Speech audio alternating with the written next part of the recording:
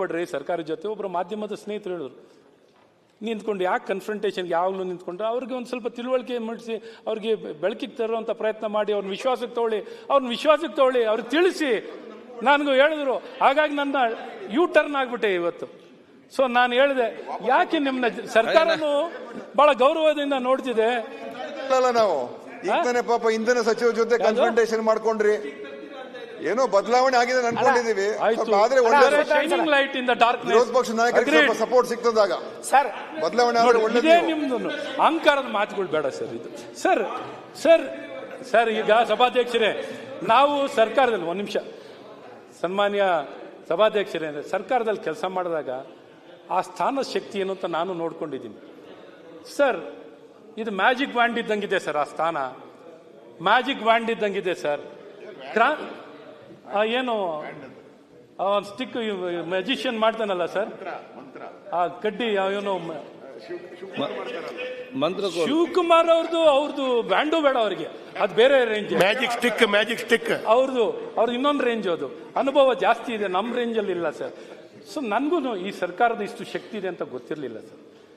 ಯಾವ ರೀತಿ ಮನಸ್ಸಿದ್ರೆ ಮಾರ್ಗ ಇದೆ ಅನ್ನೋದಕ್ಕೆ ಸರ್ಕಾರದಲ್ಲಿ ದಿನೇಶ್ ಅವರೇ, ನಿಮ್ಮನ್ನೇನು ನಾವು ತೆಗೊಳ್ಬೇಕು ಅನ್ನೋಂಥದ್ದು ಏನಿಲ್ಲ. ನನಗೇನು ಸರ್ಕಾರದಲ್ಲಿ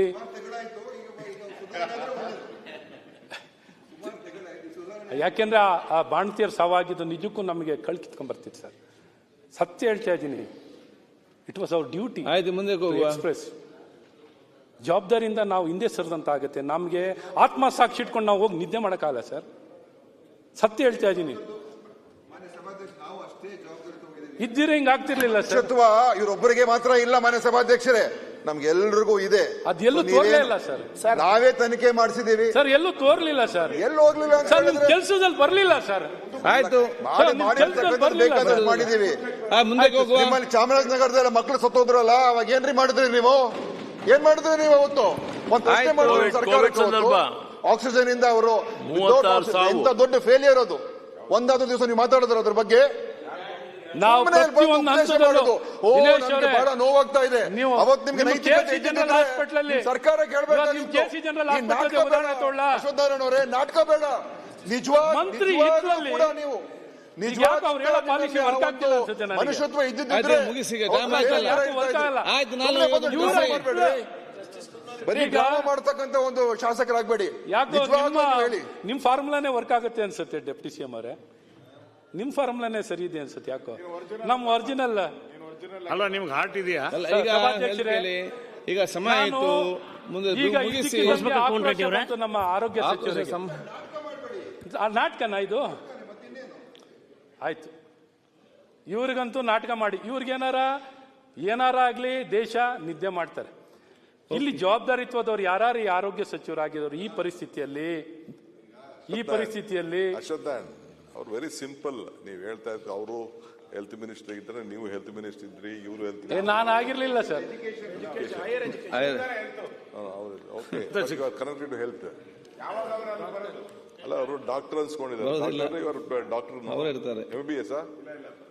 MBBS ಬೇರೆ ಡಾಕ್ಟರ್ MBBS. ಆಮೇಲೆ ಇವರು ಇನ್ ಪ್ಯಾರಾಮೆಡಿಕಲ್, ನಿಮ್ಗೆಲ್ಲ ಗೊತ್ತಿದೆ. ಅವ್ರದ್ದು ಇಷ್ಟೇ ಅಂದ್ರೆ, ನೀವು ಮಾನವೀಯತೆ ಬಗ್ಗೆ ಮಾತಾಡ್ತಾ ಇದ್ದಾರೆ, ಅವರು ಮಾನವೀಯತೆ ಬಗ್ಗೆ. ಅವ್ರು ಜಸ್ಟ್ ಸಿಂಪಲ್ ಪ್ರಶ್ನೆ. ನೀವು ನಿಮ್ಮ ಆಸ್ ಎನ್ ಅಪೋಸಿಷನ್ ಪಾರ್ಟಿ ಅವ್ರನ್ನ ತಿದ್ದುವಂಥದ್ದು ಒಳ್ಳೆಯದು ಕೆಲಸ, ತಿದ್ದಿ, ನೋ ಪ್ರಾಬ್ಲಮ್.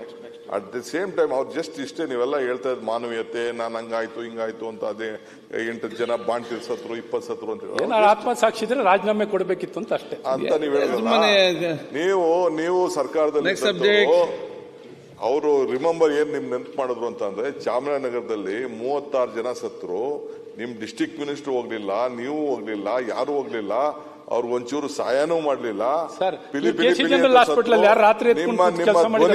ನಿಮ್ಮ ಧ್ವನಿ ಅವತ್ತು ಆ ಏನು 4 ಲಕ್ಷ ಜನ ಸತ್ರಲ್ಲ ಕೋವಿಡ್ ಅಲ್ಲಿ, ಅವ್ರ ಪರ ನಿಂತ್ಕೊಂಡು ಪರಿಹಾರನೇ ಕೊಡ್ಲಿಲ್ವಲ್ಲ ಅಂತ ಅವರು ನೆನ್ಪು ಮಾಡೋದು. ನಿಮ್ಮ ಬೇರೆ ಏನೇನಿಲ್ಲ.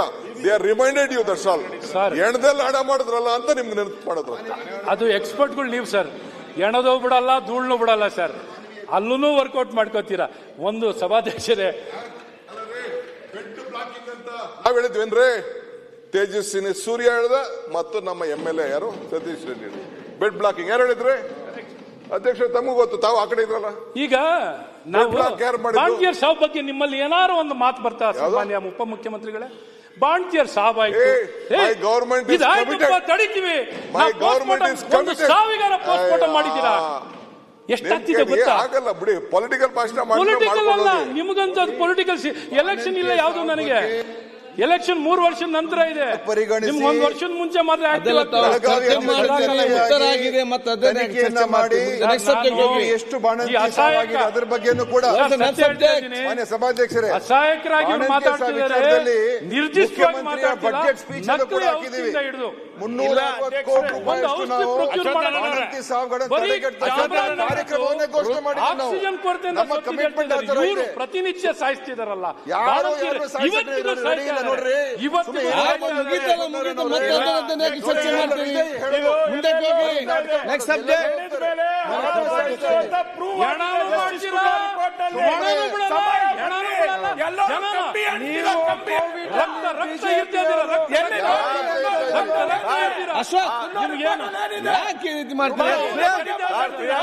ಆಯ್ತು, ಮುಗಿಸಿ. ಕೋವಿಡ್ ಮಧ್ಯೆ ಚರ್ಚೆ ಅಶ್ವಥ್ ನೆಕ್ಸ್ಟ್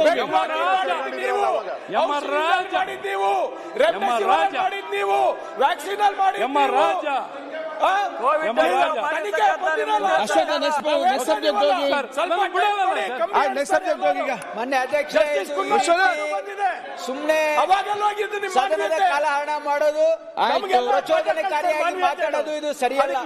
ಅವ್ರಿಗೇನ್ ಸಲಹೆ ಕೊಡಬೇಕಾಗಿದೆ ಕೊಡ್ಲಿ, ಏನಾದ್ರು ಮಾಡ್ಬೇಕಾಗಿದ್ರೆ ನೋಟಿಸ್ ಕೊಡ್ಲಿ. ಈ ರೀತಿ ಸುಮ್ನೆ ಹಿಟ್ ಅಂಡ್ ರನ್ ಮಾಡೋದು ಸರಿಯಲ್ಲ ಮನೆ ಅಧ್ಯಕ್ಷರೇ. ಹಿಟ್ ಅಂಡ್ ರನ್ ಬೇರೆಯವ್ರದ್ದು ಅವಾಗ ಏನಕ್ಕೆ ಹೇಳಿಲ್ಲ, ಅವಾಗ ಸಬ್ಜೆಕ್ಟ್ ಇವಾಗ ಏನೋ ಒಂದು ಆಗಿದೆ ಅಂತ ನಿಮಗೆ ಸಾವು ನೇರವಾಗಿ ಜವಾಬ್ದಾರಿ ಇದ್ರೆ ನಿಮ್ ಸರ್ಕಾರಕ್ಕಿದೆ, ನಿಮ್ ಸರ್ಕಾರಕ್ಕಿದೆ, ನಿಮ್ಮ ಆರೋಗ್ಯ ಸಚಿವರಿಗಿದೆ ದುಡ್ಡು ಮಾಡಿದ್ರಿ. ಆಯ್ತು, ಈಗ ನೆಕ್ಸ್ಟ್ ಸಬ್ಜೆಕ್ಟ್ ಹೋಗಿ. ಸಭಾಧ್ಯಕ್ಷರೇ, 2 ವರ್ಷ ತೋರಿಸಿ ಇವರೇ. ಸಭಾಧ್ಯಕ್ಷರೇ, ಅದನ್ನ ಕಡತ ತೋರಿಸಿ. ಅಲ್ಲ ಅಧ್ಯಕ್ಷರೇ, ಈಗ ಕೋವಿಡ್ ಆಗಿ 2-3 ವರ್ಷ ಆಯ್ತು, ಸರ್ಕಾರ ಬಂದಿದ್ದಾರೆ, ಇನ್ನು ತನಿಖೆ ಅಂತಾನೆ ಇದ್ದಾರೆ. ಏನು ಇನ್ನ ಬಂದಿಲ್ಲ, ಏನು ಬಂದಿಲ್ಲ ಇನ್ನ ಸುಮ್ಮನೆ ಆಪಾದನೆ ಮಾಡಕ್ಕೆ ಒಂದ್ ಮಾಡ್ತಾರೆ. ಅವಾಗ ಕೋವಿಡ್ ಆದಾಗ ಒಬ್ಬರು ಯಾರನ್ನ ಈಚೆ ಬಂದಿದ್ರ, ಎಲ್ಲ ಮನೆ ಒಬ್ಬರು ಈಚೆ ಬಂದಿಲ್ಲ, ಒಬ್ಬರು ಈಚೆ ಬಂದಿಲ್ಲ, ಒಬ್ರು ಕಾಣಿಸೋದೇ ಇಲ್ಲ. ಎಲ್ಲ ಜೀವ ಬದುಕಬೇಕು ಅಂತ ಈಗ ಎಲ್ಲ ಒಂದು ಜಿಲ್ಲೆ ಕೆಲಸ ಮಾಡಿದ್ದಾರೆ ನಮ್ಮ ಪಕ್ಷ. ಅಶೋಕ್ ನೆಕ್ಸ್ಟ್ ಕೂತ್ಕೊಳ್ಳಿ. ನಿಮ್ಗೇನ್ ಡಾಕ್ಟರ್ ಏನ್ ಗೊತ್ತಿದೆ? ಕೋನ್ ರೆಡ್ಡಿ ವ್ಯಾಕ್ಸಿನ್ ಮಾನ್ಯ ಸಭಾಧ್ಯಕ್ಷರೇ, ಕೋನ್ ರೆಡ್ಡಿ ಅವರೇ ಮಾತಾಡ್ಲಿಕ್ಕೆ ಅವಕಾಶವನ್ನ ಅದನ್ನ 69ಗೆ ನೀವು ಕನ್ವರ್ಟ್ ಮಾಡಿಕೊಟ್ಟಿದ್ದೀರಿ. ಅದು ಲಿಸ್ಟ್ ಅಲ್ಲೂ ಇಲ್ಲ. ಈಗ ಅದ್ರ ಬಗ್ಗೆ ಮಾತಾಡ್ತೀನಿ. ಇಲ್ಲೇ ನೀವು ಬಜೆಟ್ ಅಲ್ಲೇ ಮಾತಾಡಿ ಅಂತ ಹೇಳಿದ್ದೀರಾ. ಹಾಗೆ 15 ಮಿನಿಟ್ಸ್ ಕ್ಯಾಬಿನೆಟ್ ಸಬ್ ಕಮಿಟಿ, ನಾನು ನೆಕ್ಸ್ಟ್ ಮಾತಾಡೋದು ಎರಡೇ ಸಬ್ಜೆಕ್ಟ್ ಮಾತಾಡ್ತೀನಿ. ಒಂದು ಶಿಕ್ಷಣದ ಬಗ್ಗೆ, ಇನ್ನೊಂದು BBMP ಬಗ್ಗೆ.